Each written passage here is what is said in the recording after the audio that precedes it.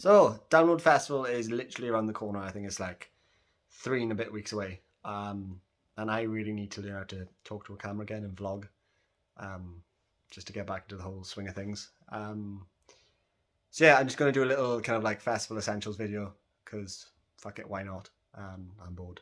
So, uh, yeah, first thing, tents. So, tents. Yeah, tents kind of get overlooked a lot, especially with like space wise. People can bring a really, you know, awful tent. Pretty much like what I'm going to do this year. I'm bringing this man. So he's a two-man Ozark Trail um, single-skinned tent. He's 1500 hydrostatic head rating, which is great if it's dry. But even if it thinks of raining, I'm gonna get soaked through. So what I do, this cost me 20 quid from Asda, by the way. So because I'm a cheapskate. What I do is I buy a cheapy kind of like built-in tarpaulin, and just throw that over the top. When you get there, peg it down, and what that gives you essentially is a completely waterproof double skin tent for really cheap. Sound. Um, but yeah, so if you're traveling alone, and you think, oh, I just need one man tent. Don't do that because where are you going to put your gear? General rule of thumb that me and the boys do when we go away is have an extra man space for just all your stuff, all your essentials for the weekend.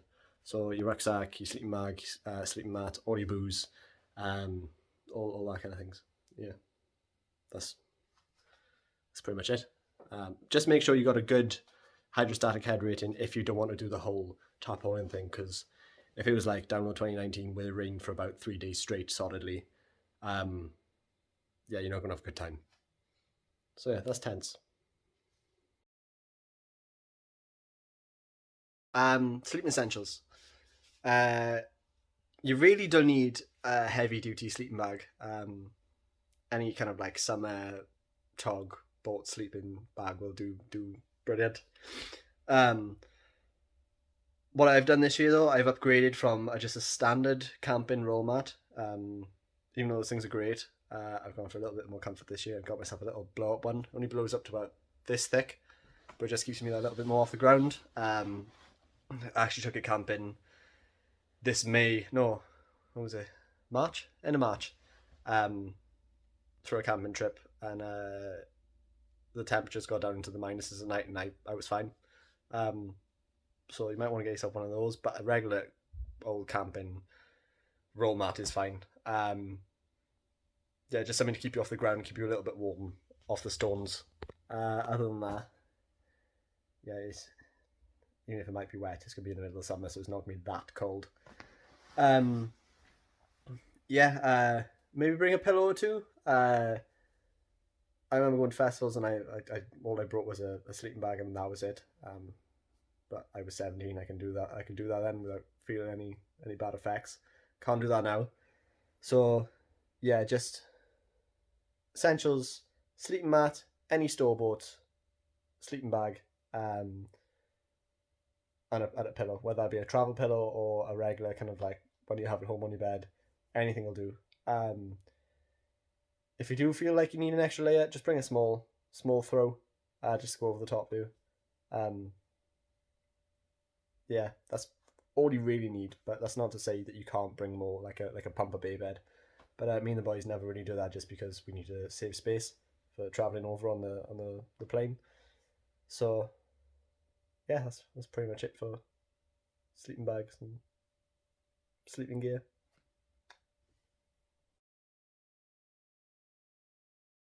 All right, so camping chairs. If you're going to a 5 day festival like Download, don't do what I did at my first festival at Sonosphere, and not bring a chair, because all you end up doing is sitting on the ground or sitting on a slowly dwindling box of Carlin, and that's not very comfy. Um, any kind of like cheapy Asda camping chair will do.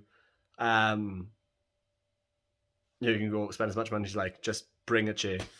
What me and the boys have done is we generally have these bad boys, these little Umi foldable camping chairs fold down. That's what, just a bit bigger than my head, and folds down really small. A little canvas thing you hang over the top of it, and yeah, it does the job. It's comfortable. It's small, lightweight, and it doesn't fall over, which is great. I think that cost me about 40 quid, but it's well worth it, especially if you're trying to save space.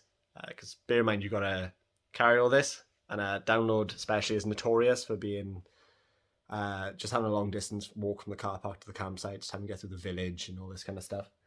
So yeah, just always bring a camping chair in some form.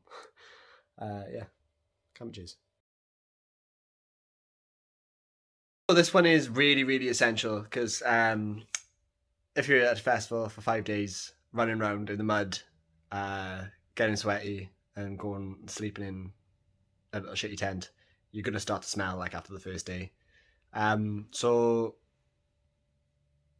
what we do is we don't tend to buy the shower passes. We just don't really see the point. The free ones aren't that great. And I don't really see the point of showering at a festival. That's just me though. But what I do is I'd take a pack of wet wipes, some deodorant, and the wet wipes are great because you can give yourself a little wet wipe wash in the morning, all the important smelly bits, and then they're really good at wiping your ass as well. So that's always a plus. Yeah, I don't know. That's pretty much it, I think. You're generally gonna have a bottle of water or something to rinse your face and stuff, and then a toothbrush, toothpaste. Yeah, and some really nice smellies to keep the bad smell away. Uh, don't need to bring that much, but yeah, it's pretty important. Yeah. All right, so this one is really, really important. Wet weather gear. There's no point going to a festival, not bringing any wet weather gear because you're just going to end up soaked through. I keep harping on about Download 2019, but that was like one of the wettest years I've ever seen, and it ruined a lot of people's festivals. Always pack for the conditions. So just take a look at the forecast a week before, a couple of days before, and think, well, I need this, this, and this. First thing you definitely need is wellies. Probably need wellies on a dry year as well, just because it gets pretty boggy around the toilets. And even if it is a slight amount of rain, or it's been raining like the day before, all those people walking over that site, it's just going to churn it up and turn it straight to like slurry, and they'll just wreck your trainers. So definitely bring your wellies. Another thing, they sell them there, but they can cost you like a lot of money, like a fiver per poncho, and you can pick them up for like £1 on the internet or something. So bring a little waterproof poncho, and it just keeps everyone dry, and you'll be in better spirits for it. Yeah, if it is forecast to be wet, bring a load of socks. Always change your socks. Stop getting trench foot. I think that's about it. It's pretty short and sweet, but it's definitely needed. On the flip side of that, and I'm just going to check it all into one segment, bring sun cream and plenty of water. Like if it's going to be boiling, avoid sunstroke. Bring a hat, because the amount of times I've burnt my scalp, even on wet days, is incredible. I cut my hair into a mohawk and then I forget to sun cream my baldy bits, and it's just, yeah, I'm peeling for the next 4 days. That's happened twice in a row. So yeah, bring stuff for the conditions is what I'm trying to say, I think. This one is electrical devices. Basically, with your mates, you get separate in the arena, your phone dies, what are you going to do? Bring one of these, portable charger. Generally a device will last, what, a day and a half without charge, depending on what phone you're running. I should bring 2 of these because I do a lot of filming and my phone dies pretty quick anyway, so generally end of the night when you come back, check your phone on charge, fully charged by the morning, you're ready to go for the day again.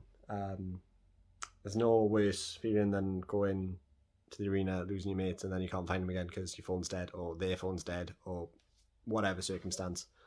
Um, yeah, that's literally the only thing I bring. It's a torch on my phone, so if I want to see in the dark, I'm a tent. Got that. I know some people bring like a little camping lamp. I don't really do that, but you can do. What else? That's about it, really. That was a really short one. Yeah, cool. Um, Spending money. I generally take about 300 quid. That is me. I didn't really spend a lot in the bars. I bring my own stuff. Yeah, I tend to get one or two items of merch. And I don't really spend a lot on food. Um, yeah, but generally 300 quid does me comfortably. I'm not having to like, set my day out by kind of like a budget. I'm just kind of like winging it. That sees me through to the end 100% of the time. Um, you can bring less if you want, but you might just find it a little bit of a squeeze, and you might find yourself, oh, I can't get that, and you might, not enjoy the full experience. Um, I don't know what it's going to be like now because of COVID and the whole people are going cashless and everything, but yeah, definitely the amount is you should bring is around 300. Yeah, I used to bring cash as well, but now I don't. It's just all on my card. They have cash machines there anyway, or they did have. Um, so I don't actually bring any physical cash at the start of the festival. And just have it all on my card, and yeah, that's pretty much it. Cool. So food. They have a stack of vendors. They catering to all kind of like uh, needs, whether you're vegetarian, vegan, gluten allergy, all that kind of stuff. Um, Only problem is they can be quite expensive. You could be paying a £10 for a burger and chips. Um, Even more if you want to, a kind of pop with it or something. Um, yeah, what we generally do is we take like a load of like snacky stuff, cereal bars, that sort of thing, just to keep us filled up through the day. And if we want a hot meal or like make ourselves a hot coffee in the morning, uh, Download and most other festivals don't actually allow fuel stoves, so gas stoves, but they do allow little solid fuel block stoves, so like little hexy stoves. And they essentially just a fire lighter, but they do the job, and they're handy and they're cheap. I think you pick one up on the internet, like a whole set for like a tenner. Um, when you just make your stuff in that and then eat out of it's like a mess tin kind of situation. So they're really good. So we take them. But then on the other side of that, 2019 they had a co-op, and the meal deals and stuff in it were actually pretty good, and it wasn't inflated festival prices. It was actually co-op prices.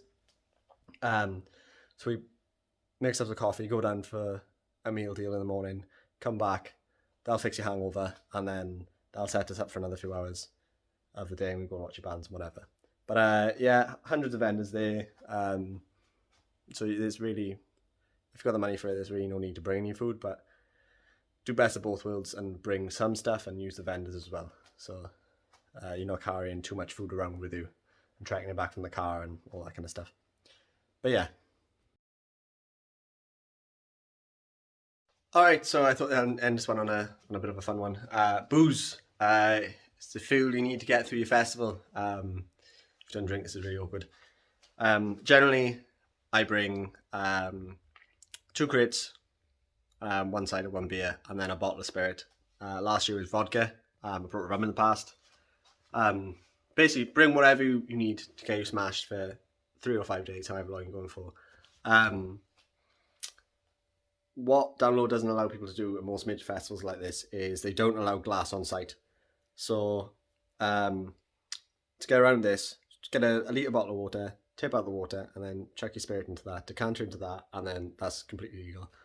Don't be bringing bottles of wine or um, bottles of beer in glass bottles. Always make sure that the plastic alternative.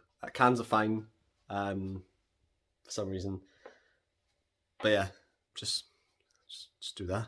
Just bring enough booze to keep you going. There's a lot of bars there.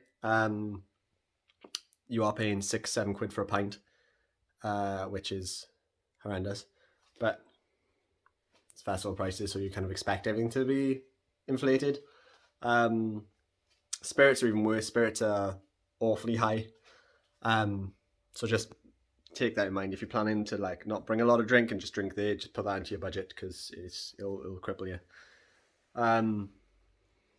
Yeah. Other than that, it's pretty much booze covered.